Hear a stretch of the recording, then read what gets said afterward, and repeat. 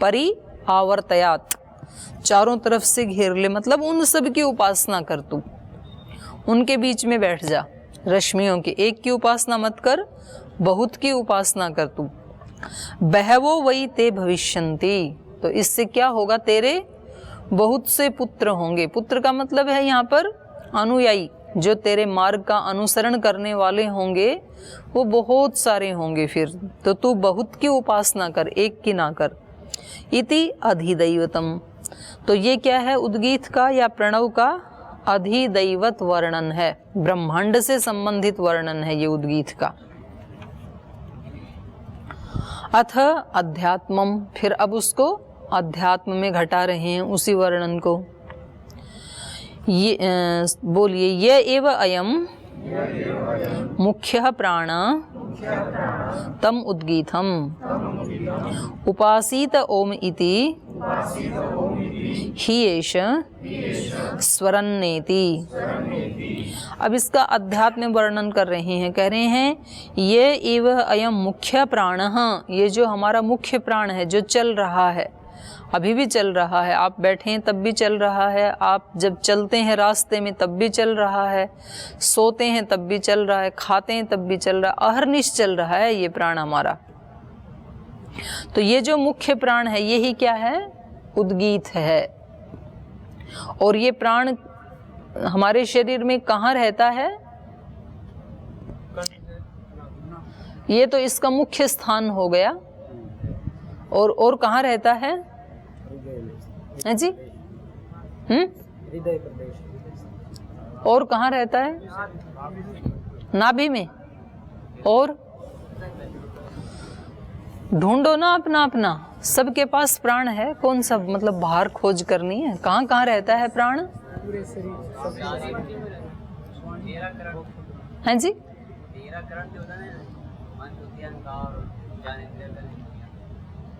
उसमें रहता है। और भी किसी का कोई उत्तर है? देखो कितने विचार होते हैं ना। पूरे शरीर में रहता है तो श्वासों में, श्वास वाला ही तो पूछ रहे हैं कि ये श्वास वाला प्राण और कहाँ रहता है। तो ये देखो अलग अलग उत्तर आते हैं, तो इसका मतलब सबका ज्ञान अलग अलग होता है ना। कोई कह रहे हैं नाभि में, कोई बोल रहे हैं सब इंद्रियों में, कोई बोल रहे हैं कि कंठ से हृदय तक, अंतर हृदय में, पूरे शरीर में। प्राण तो पूरे शरीर में होता है, प्रोत है ना। जिस अंग के थोड़े से हिस्से में भी प्राण की सप्लाई नहीं होगी तो वो अंग कैसा हो जाएगा, सूख जाएगा, मर जाएगा वो। जैसे वृक्ष की एक एक कण कण में वृक्ष की जड़ के माध्यम से रस पहुंच रहा है, किसी भी टहनी में यदि वो ना पहुंचे प्राण या रस तो वो टहनी सूख जाती है।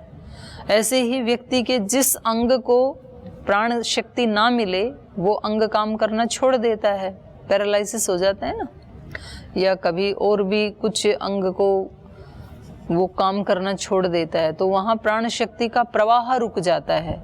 तो आपने बहुत ऐसे उदाहरण सुने होंगे अपने शिविरों में कि जी वो प्राणायाम करने से वो अंग मेरा सक्रिय हो गया, तो प्राणायाम करने से वो प्राण को गति मिली, वो प्रवाह उसका जो अवरुद्ध हो गया था वो चलने लगा, तो फिर वो ठीक हो गया वो अंग। तो ये जैसे ब्रह्मांड में सूर्य की एनर्जी कहाँ कहाँ तक पहुँची हुई है, किस किस को मिलती है, पूरे ब्रह्मांड को, सर्वव्यापक है ना। ऐसे ही हमारे शरीर में भी ये प्राण सर्वव्यापक है। यद्यपि इसका मुख्य स्थान कंठ से हृदय तक है, ऐसे ही उसका मुख्य स्थान द्युलोक में है, लेकिन द्युलोक में प्रतिष्ठित होते हुए भी वो पूरे ब्रह्मांड में व्यापक है। ब्रह्मांड मतलब अपना उसका जो ऑर्बिट है, उसमें जो जो आते हैं उस सूर्य के, उसमें सब जगह। ऐसे ही इस आत्मा का अपना जो स्थान है, उस पूरे स्थान में ये प्राण भी क्या है, सर्वव्यापक है, सर्वत्र व्यापक है। तो करें यह एष मुख्य प्राणः, यह एव अयम मुख्य प्राणः तम उद्गीत, यही उद्गीत है। तम उपासीत ओम इति ही एष स्वरन्नेति, इसकी ही उपासना कर, इस प्राण की ही, क्योंकि ये जो प्राण है ये ओम इति ही ऐसे स्वरन्नेति, ये जो आ रहा है जा रहा है, तो इसमें भी किसकी ध्वनि हो रही है, ओम की हो रही है, ओम ओम ऐसे ध्वनि करते हुए ही चल रहा है। ये हमें नहीं सुनता है, लेकिन ये भी उस उद्गीत का गान करते हुए ही अपना कार्य कर रहा है, ओम ओम का ही जाप कर रहा है ये।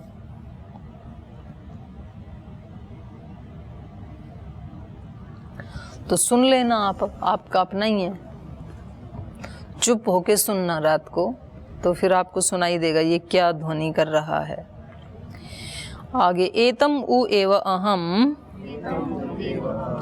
अभ्यगासिसम तस्मान् मम त्वमेकोसीति ह कोशितकीः पुत्रम वाच प्राणांस्त्वं भूमानम् अभिगायतात् बहवो वै मे भविष्यन्ति इति। यहाँ में भी पाठ हो सकता है और ते भी पाठ हो सकता है, ते भविष्यन्ति इति।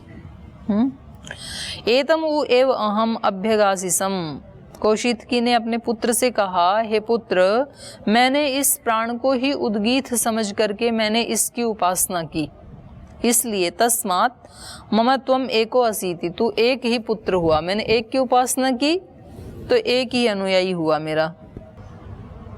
इति है कौशितकी पुत्रम वाच, ऐसा कौशितकी ऋषि ने अपने पुत्र से कहा। प्राणांस्त्वं भूमानम अभिगायतात, लेकिन तू अनेक रूपों में, भूमा मतलब ज्यादा, तो अनेक रूपों में भूमानम त्वम प्राणान अभिगायतात, तू सभी प्राणों को, माने एक तो मुख्य प्राण है, फिर उसके उप प्राण है ना 9, कुल मिलाकर के कितने प्राण हैं? 10 हैं, 5 नहीं 10,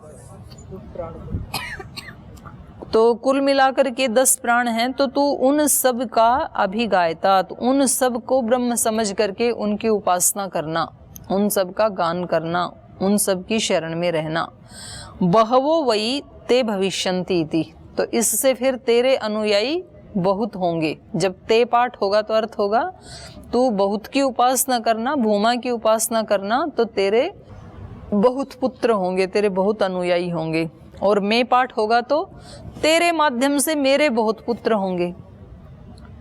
पुत्र के जो पुत्र होते हैं उससे फिर उसके दादा का भी तो वंश आगे बढ़ता है ना, नाम उसी का ही होता है ना। तो कह रहे हैं कि आप यदि करोगे तो आपके माध्यम से जो विस्तार होगा वो भी मेरा ही विस्तार होगा। तो दोनों भी पाठ चल सकते हैं। तो ये इन्होंने पिंड में और ब्रह्मांड में, पिंड में मुख्य प्राण क्या है? उद्गीत है, और ब्रह्मांड में आदित्य ही, सूर्य ही उद्गीत है, और जो उद्गीत है वो ही प्रणव है, जो प्रणव है वो ही उद्गीत है। अब छठे खंड में बता रहे हैं कि ऋक और साम, ऋक और साम का समन्वय पूरे ब्रह्मांड में दिखा रहे हैं कि ये दोनों मिलकर के ही उसको अभिव्यक्त करते हैं, ऋक और साम। तो दोनों में उद्गीत को, अभिव्यक्ति का वो दिखा रहे हैं। पहले यहाँ पर पहले पिंड को ले रहे हैं। अथ खलु यह उद्गीतः स प्रणवः, यह प्रणवः स उद्गीतः इति होत्रिशदनाद् वै, इति होत्रिशदनाद् वै अपि दुर्गीतम अनुसमाहरति इति, अनुसमाहरति इति। अथ खलु यह उद्गीत स प्रणवः, जो उद्गीत है वो ही प्रणव है। अभी बताया यह प्रणवः स उद्गीत है, और जो प्रणव है वो ही उद्गीत है। ये ऐसा क्यों कर रहे हैं वर्णन? क्योंकि जो ये होते हैं होता, ऋग्वेद की ऋचाओं का पाठ करने वाले, तो वो तो इसको क्या कहते हैं? प्रणव कहते हैं ओंकार को।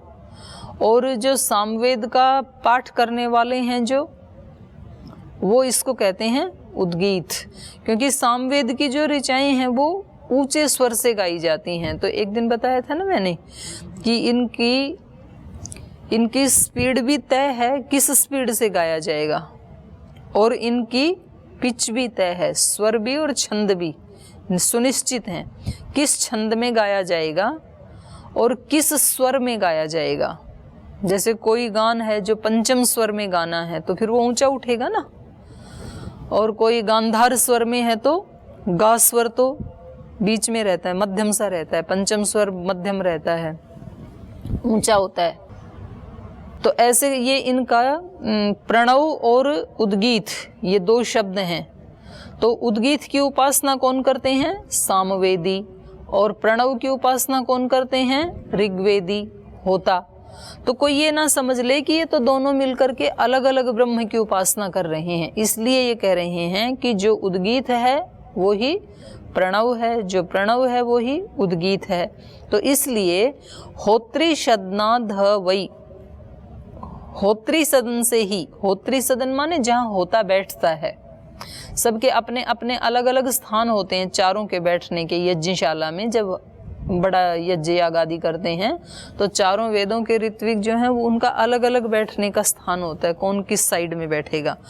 तो ये जो होता है इसका अपना एक स्थान है, ऋग्वेद की ऋचाओं का उच्चारण करने वाला जो है, तो वो होत्री सदनाद एव, अपने आसन पे बैठा हुआ ही, होत्री सदनाद एव दुर्गीतम अनुसमाहर्ति, जो उद्गाता ने उसका ठीक से गान नहीं किया। दुर्गीतम माने अशुद्ध गान कर दिया, ठीक स्वर में नहीं गाया, ठीक छंद में यदि नहीं गाया तो वो अपने यहाँ बैठा हुआ ही, अपने स्थान पे बैठा बैठा ही उसका ठीक करवा देता है। अनुसमाहर्ति माने शुद्ध करवा देता है उसका। और ये अंत है इसका खंड का, इसलिए इसका 2 बार पाठ हो गया खंड की समाप्ति के लिए। अनुसमाहर्ति अनुसमाहर्ति इति, तो अपने स्थान पे बैठा ही ठीक करवा देता है। इसका मतलब दोनों एक ही थे, होता का क्या? प्रणव, और उद्गीत साम का। तो इन दोनों का, सामवेदियों का उद्गाता का उद्गीत और होता का प्रणव एक ही था। तो इसमें यदि ये अशुद्ध भी करता है तो वो अपने स्थान पे बैठा ही बता देता है कि आप दोबारा गाओ, यहाँ आपने त्रुटि कर दी, तो वो उसको ठीक करवा देता है। अब इनका दोनों का, साम का और ऋक का एक समन्वय दिखा रहे हैं इस खंड में। इयम एव ऋक अग्नि साम तद एतत् एतस्याम ऋचि अध्यूढ़म साम तस्मात् ऋचि अध्यूढ़म साम गीयते इयमेव सा अग्नि अम तत्साम। तो इयम एव ऋक, ऋषि बैठे हैं जमीन के ऊपर और पृथ्वी ऐसे दिखाई दे रही है, इसलिए यहाँ पृथ्वी के लिए कहा इयम, ये पृथ्वी ही क्या है? ऋक है। इयम एव ऋक, अग्नि ही सामः, और अग्नि क्या है? साम। क्योंकि यहाँ पर एक दिन पहले भी जैसे बताया था हमने कि इसकी जो टोटल ऋचाएँ हैं सामवेद की, उनमें केवल 70 ऋचाओं को छोड़ करके बाकी सब ऋग्वेद की ही ऋचाएँ हैं। तो साम का भी मुख्य आधार क्या है? ऋक है। तो ऐसे ऋक के सहारे ही साम का गान होता है। तो उसको घटा रहे हैं कि इयम ऋचि, ऋक, ये पृथ्वी क्या है? ऋचा है, ऋक है। और अग्नि क्या है? साम। अग्नि किसके आश्रय से रहता है? पृथ्वी के आश्रय से। तो और दोनों का आपस में संबंध भी है। तो इसलिए यहाँ इयम एव ऋक अग्नि ही साम, ये पृथ्वी ही ऋक है और इसमें रहने वाला अग्नि साम है। तद एतत् एतस्याम ऋचि अध्यूढ़म सामः, तो कह रहे हैं इसलिए ये ऋचा में ही आश्रित या व्याप्य व्यापक भाव से रहने वाला साम है। अध्यूढ़म माने आश्रित रहने वाला। तद एतत् वह यह, एतस्याम ऋचि इन ऋचाओं में ही, अध्यूढ़म आश्रित रहने वाला साम है। क्योंकि ऋग्वेद की ऋचाएं नहीं होंगी तो साम कैसे गाया जाएगा? ऋचाएं तो इसमें आकर के सामवेद में गान को प्राप्त होती हैं ना, तो मुख्य आधार क्या है? ऋचाएं। तो ऋचाओं के आधार पर ही सामगान गाया जाता है। इसलिए यहाँ पर कहा कि ये पृथ्वी ही ऋचा है, अग्नि ही साम है, और दोनों को मिला करके फिर उद्गीत का गान किया जाता है। तस्माद् ऋचि अध्यूढ़म साम गीयते, इसलिए ऋचाओं के आश्रित ही साम का गान किया जाता है। तस्मात् इसलिए ऋचि अध्यूढ़म, ऋचाओं के आश्रित ही साम गीयते, साम का गान होता है। इयम एव सा अग्नि अम, ये साम कैसे बना अग्नि और पृथ्वी को? तो कहा कि ये पृथ्वी ही साम एक शब्द बन गया।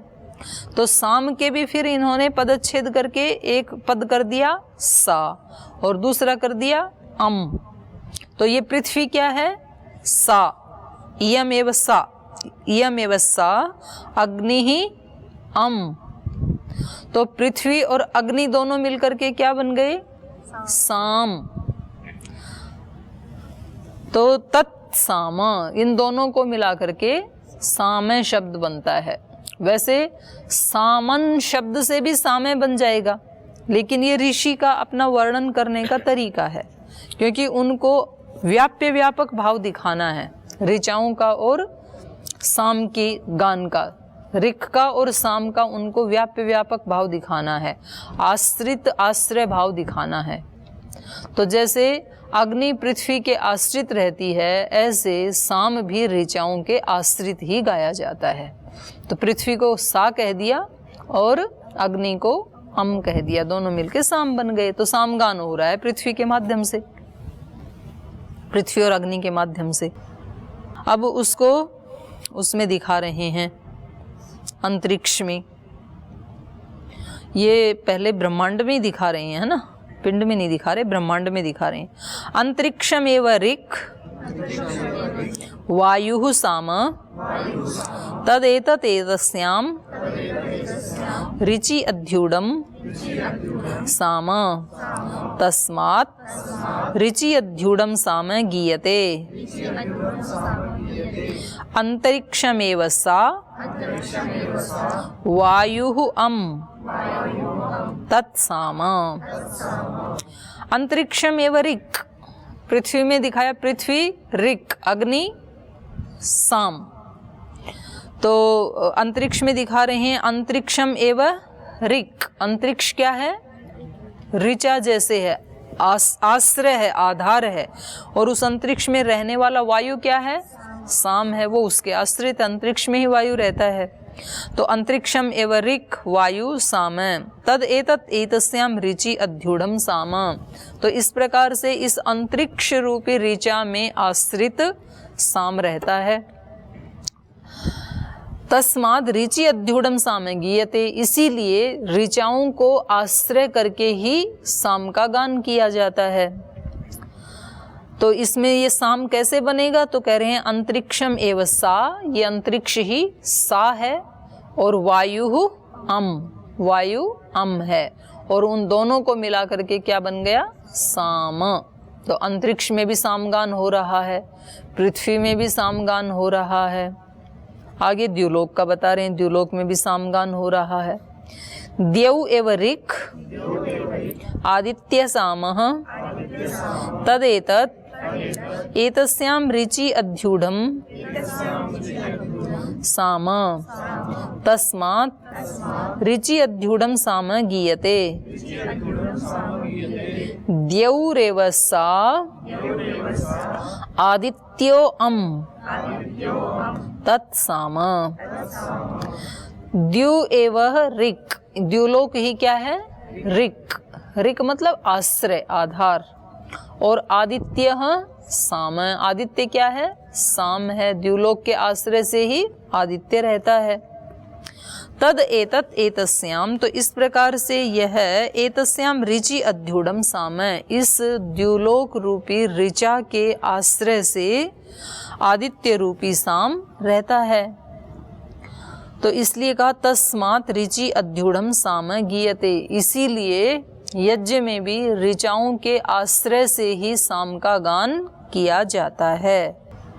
तो यदि द्युलोक में हम साम को घटित करें तो द्यु क्या है, सा, और आदित्य क्या है, अम, और दोनों को मिला करके साम बन गया, सामगान हो रहा है। तो तीनों लोकों में ही सामगान हो रहा है। पृथ्वी में पृथ्वी और अग्नि, पृथ्वी ऋच, अग्नि साम, अंतरिक्ष में अंतरिक्ष ऋक, वायु साम, द्युलोक में द्युलोक ऋक, आदित्य साम। तो ये मिलकर के तीनों ये आश्रय आश्रित भाव से रहते हैं, व्याप्य व्यापक भाव से रहते हैं। तो ऐसे ही इन्होंने घटाया ऋषि ने कि पूरे तीनों लोकों में इस पृथ्वी लोक से लेकर के द्युलोक पर्यंत क्या हो रहा है, सब जगह सामगान हो रहा है। उससे भी आगे नक्षत्र लोक, नक्षत्राणि एव ऋक् चंद्रमाः साम तदेतत् एतस्यां ऋच्यध्युडं साम तस्मात् ऋचियध्युडं साम गीयते। नक्षत्राणि एव सा चंद्रमा अम तत्साम। नक्षत्राणि एव ऋक्, नक्षत्र लोक में नक्षत्र ही क्या हैं, ऋचाएं हैं, वो आश्रय हैं। और चंद्रमा साम, चंद्रमा साम है। तद एतत् एतस्याम ऋचि अध्युडम साम।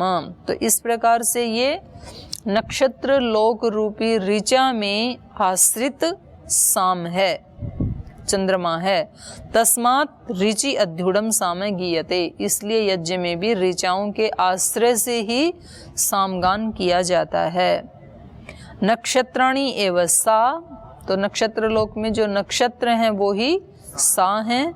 और चंद्रमा अमा, चंद्रमा अम है, तत् साम, और दोनों को मिला के सामगान हो रहा है। अब उसको आदित्य में घटा रहे हैं। अथ यदेतत् आदित्यस्य शुक्लं भाः सा एव ऋक् अथ यन्नीलं परः कृष्णं तत्साम तदेतत् एतस्यां ऋचि अध्युडं साम तस्मात् ऋचि अध्युडं साम गीयते। अथ यद एतत् आदित्यस्य शुक्लम भा, ये जो आदित्य की शुक्ल आभा है, श्वेत आभा है, वो क्या है, ऋक है। जो शुक्ल आभा है वो ही ऋक है। यह नीलम, और जो नीला भाग है, परम कृष्णम, जो बहुत गहरा नीला है, परम कृष्ण माने परम कृष्ण आभा है, वो साम है। तो सूर्य में होता है कालापन क्या, आपने देखा? वो तो उसमें तो दिखता तो नहीं है, होता है ब्लैक, ब्लैक होल दिखता है, उसको देखते हैं तो दिखता तो नहीं है। ब्लैक होल्स तो उसमें है ना, ब्रह्मांड में है, सूर्य में, सूर्य के दो बता रहे हैं ना ये। तो इनका ऋषियों का ये मानना है कि सूर्य का बाहर का जो दिखता है ना वो तो श्वेताभा है, और अंदर थोड़ा सा, मैंने तो कई बार ध्यान से देखा, सुबह उदय होते समय थोड़ा सा ऊपर होता है तो हमें तो नहीं दिखाई दिया। पर ये जो ऋषि कह रहे हैं, ये कह रहे हैं कि बीच में थोड़ा सा भाग वो है, वो काला और कठोर होता है सूर्य का। स्थूल तो है ही, इसमें तो कोई दो राय की बात नहीं है, स्थूल है ना सूर्य। लेकिन अब उसका ये जो कह रहे हैं उसको हम समझ लेते हैं, फिर रिसर्च आप कर लेना। और तो ये जो आदित्य का शुक्ल आभा है, श्वेत आभा है, सा एव ऋक्, वो ही ऋक् है। और यह नीलम परम कृष्णम, और जो नीला भाग है माने थोड़ा गहरा काला है, परम नीलम कृष्णम तत्साम है, वो ही क्या है, साम है। तद एतत् एतस्याम ऋचि अध्युढ़ सामः, तो इस प्रकार से ये ऋचा में ही आश्रित अध्यारूढ़ साम है। तस्माद् ऋचि अध्युढ़ साम गीयते, इसीलिए ऋचाओं को आश्रय बना करके ही सामगान किया जाता है। तो आदित्य को पहले साम बताया था ना, अभी पहले आदित्य नहीं, तीनों लोकों को बताया था साम, अभी केवल आदित्य को बता रहे हैं। अथ यद एतत् आदित्यस्य शुक्लं भाः सा एव सा, अथ यद नीलं परः कृष्णं तत् अमा तत् सामा, अथ य एषो अंतर आदित्ये हिरण्यमयः पुरुषः दृश्यते, हिरण्यसमश्रु हिरण्यकेश आपृणखात् सर्वम् एव स्वर्णः। अथ यद एतत् आदित्यस्य शुक्लम भा, तो कह रहे हैं ये जो इसकी शुक्ल आभा है यही क्या है, सा। अथ यह नीलम परः कृष्णम, और जो गहरा काला भाग है इसका, तत् अम, वो ही अमः, तत् साम, दोनों को मिला के साम बन गया। अथ ये एषो अंतर आदित्य हिरण्यमय पुरुषः, और जो इस आदित्य में ये जो हिरण्यमय पुरुष दिखाई दे रहा है, कांतिमय कांतिमान पुरुष दिखाई दे रहा है, ज्योतिर्मय पुरुष दिखाई दे रहा है, इसकी कल्पना तो वेदों में भी की ना, आज तो बताए ना, योसौ आदित्य पुरुष, इस आदित्य में जो पुरुष है, तो वहां भी वेद में भी इसकी कल्पना की है पुरुष के रूप में, तो उसी की यहाँ पर ये कर रहे हैं।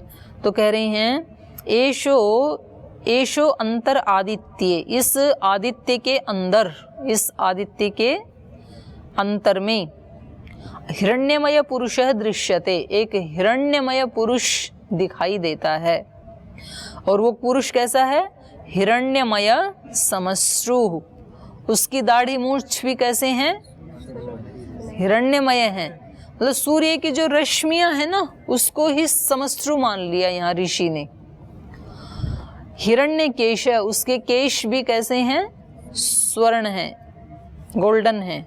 आपृणखात् सर्व एव स्वर्ण, पूरा का पूरा वो कैसा है, वो पुरुष स्वर्णमय है, और वो उसका चेहरा है जो दिखाई दे रहा है। तो ऐसे सूर्य को ही एक स्वर्णमय पुरुष के रूप में यहाँ ऋषि ने कल्पना की है। तस्य यथा कप्यासम पुंडरीकम एवं अक्षिणी तस्योदिति नाम स एष सर्वेभ्यः पापमभ्यः उदितः उदेति ह वै सर्वेभ्यः पापमभ्यो य एवं वेद। तस्य, वो जो हिरण्यमय पुरुष है उसका, यथा कप्यासम पुंडरीकम एवं अक्षिणी, यथा कपि आसम, आस मतलब मुख, तो जैसा कपि का मुख होता है, कपि का मुख कैसा होता है, बंदर का मुख कैसा होता है, लाल, नहीं लंगूर का होता है काला, तो बंदर का तो लाल ही होता है ना। यथा कप्यासम पुंडरीकम एवं अक्षिणी, और फिर पुंडरीक माने कमल, तो लाल कमल की जैसी उसकी आंखें हैं उस आदित्य पुरुष की जो दिखाई दे रहा है ना, कपि के मुख के समान अर्थात लाल, और पुंडरीक माने कमल, तो लाल कमल की जैसी अक्षिणी उसकी आंखें हैं। तस्य उदिति नाम, उसका आदित्य नाम है उस पुरुष का जिसकी लाल आंखें हैं और स्वर्णमय समश्रु हैं, हिरण्यमय उसका शरीर है। स एष सर्वेभ्यः पापमभ्यः उदितः, तो वो आदित्य पुरुष कैसा है, सब पापों से वो उदित, ऊपर उठ चुका है, पाप उसको छू नहीं सकते हैं, वो सब पापों से ऊपर उठ चुका है वो आदित्य पुरुष। उदेति है वही सर्वेभ्य पापमेभ्य ये एवं वेद, और जो इस रहस्य को जानते हुए आदित्य की उपासना करता है वो साधक भी सब प्रकार के पापों से ऊपर उठ जाता है। पाप किसको कहते हैं? पापानाम अपेयानाम, अपेय को ही पाप कहते हैं। अपेय मतलब जो पेय नहीं है, जो ग्रहण करने योग्य नहीं है। तो जो भी वस्तु, व्यक्ति, विचार, भाव जो भी ग्रहण करने योग्य नहीं है वो सब क्या है? पाप। पाप केवल इतना ही नहीं है, गाय को लकड़ी से मारना, किसी की हत्या करना, इतना ही पाप है। जो हम नहीं, जो करना चाहिए वो नहीं करते हैं, और जो नहीं करना चाहिए वो कर लेते हैं, तो वो क्या है? पाप। आलस्य नहीं करना चाहिए, फिर हम आलस्य कर लेते हैं, तो हम क्या करते हैं? पाप करते हैं। अध्ययन हमें करना चाहिए, हम अध्ययन नहीं करते हैं, तो क्या हो गया ये? तो हम पाप करते हैं ऐसे। तो इसको कल और विस्तार से पढ़ेंगे। अभी समय हो गया, यहीं पाठ को विराम देते हैं।